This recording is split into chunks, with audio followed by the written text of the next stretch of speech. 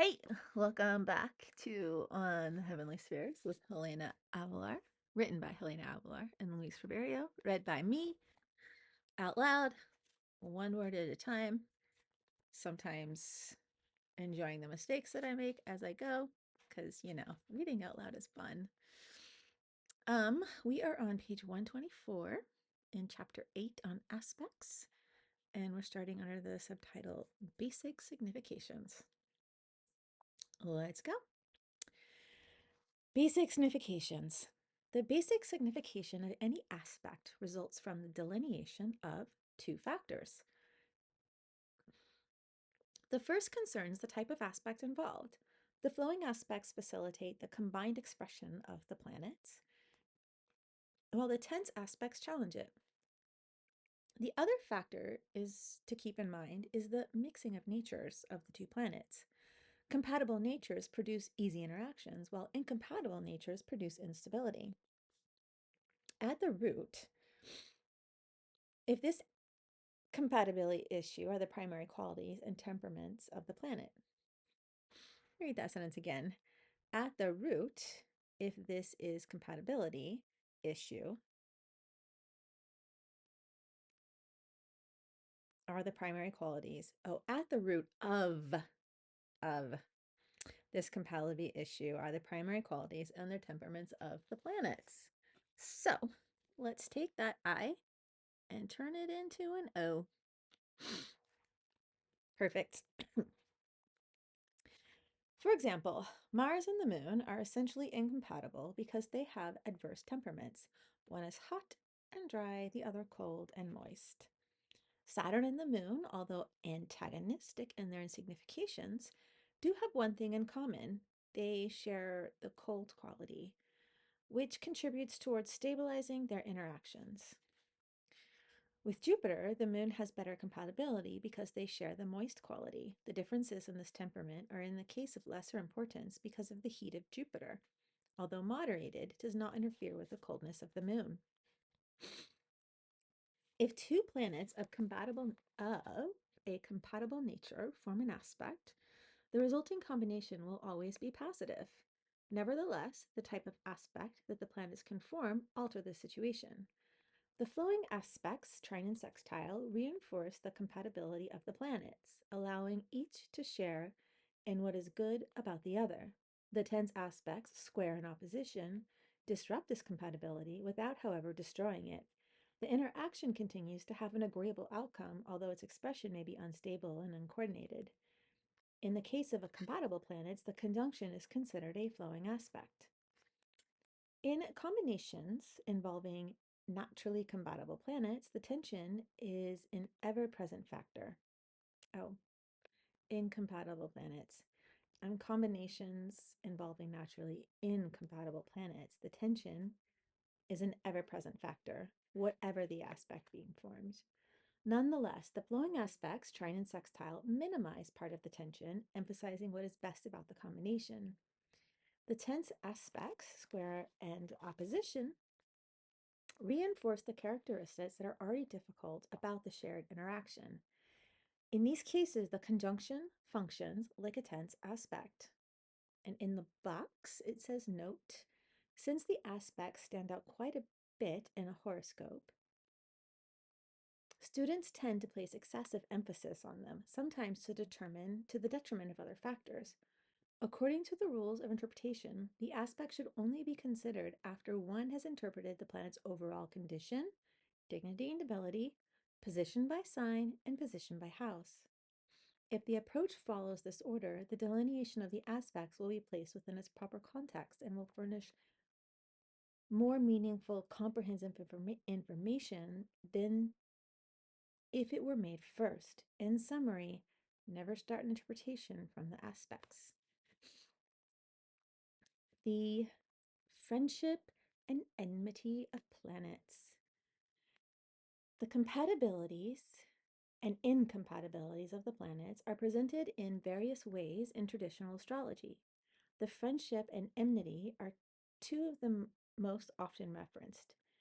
They are used in planetary combinations and in more advanced interpretive techniques. For example, the compatibility between two people. Although there are variations between different authors, the one presented here is more common. Figure 23. Results from the compatibility in the nature of the planets. Figure 23 results from the compatibility in the natures of the planets and from the considered factors, sect, general signification, etc. For example, Venus is friendly with all the planets except Saturn. This results not only from planetary temperament, sanguine, melancholic, respectively, but because everything that Venus signifies is totally averse to what Saturn signifies. While Venus is joyful, soft, and colorful, Saturn is serious, somber, and gray. In some cases, friendship is not necessarily reciprocated. For example, many authors claim that the Sun is friends with Saturn because its heat ameliorates the coldness of the planet. But Saturn does not reciprocate its friendship in the same manner because its cold and dark nature is too contrary to the heat and luminosity of the Sun. Incidentally, these planets are naturally opposed in the zodiac, whether in the rulerships of Leo Aquarius or in the exaltations Aries Libra. The planetary, the friendly planets mutually reinforce each other. If there is a flowing aspect between them, sextile or trine, that reinforces that the reinforcement will be more evident. If there is a tense aspect, square opposition between them, this reinforcement will be less noticeable. In the case of enemy planets, the difference between their nature prevails, producing division among them. If the aspect is tense, the enmity reinforces it. If it is flowing, it retains its facilitating nature, although the enmity between the planets also remains. Obviously, the compatibility between the planets is especially evident in the case of conjunctions. For example, aspects between Saturn and Venus always represent difficult qualities to reconcile independently of their aspect. Even a trine between these planets will be colored by a melancholic intensity that is present even in the situations of harmony. A guide to planetary combinations. Listed below are some general delineations of the various planetary combinations. They refer to natal charts, but the same combination in other contexts can describe events or even alterations in climate rather than personality traits. The moon. The moon represents the emotional component of human beings, their moods, habits, and instincts. Because it's the fastest planet, it's also the most receptive. When it aspects a planet, it's strongly colored by the other planet's qualities. In contrast, because it is a luminary, it intensifies the potential of the planet it aspects. Moon Mercury. Moon Mercury combinations stimulate mental perception and agility, favoring communication, learning, and memory. These qualities may manifest in a more or less stable manner depending on the type of aspect being formed. With Venus, the moon indicates aesthetic and emotional sensibility, sometimes with artistic propensity. It is associated with a touch of levity and futility, and in some cases accompanied by laziness, self-indulgence, and some neglect. With Mars, the moon suggests temperamental behaviors, susceptibility, irritability, and aggression. When there's a flowing connection, the tension referred to is channeled to constructive actions, although agitation remains. With the sun, the moon has a special relationship. The contact between both lights always produces a powerful configuration that manifests via the phases of the moon in the lunation cycle. See chapter 10. We'll get there soon. With Jupiter, the moon bestows an optimistic and expansive side, with a good dose of self-confidence. There can be a tendency towards exaggeration and unrealistic expectations, particularly in the emotional realm. With Saturn, the moon generates emotional contention because of the rigid nature of Saturn, diminishes the adaptable nature of the moon. The free expression of emotions and needs is challenged by defensiveness and a degree of pessimism. On a more positive note, it conveys pragmatism,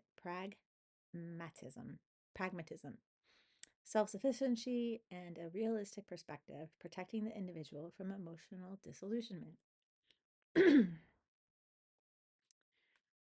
All right, Mercury. Mercury is connected with communication and thought. As with the moon, it is very fast and thus easily colored by the planets with which it comes into contact. Its neutral nature also contributes to this process.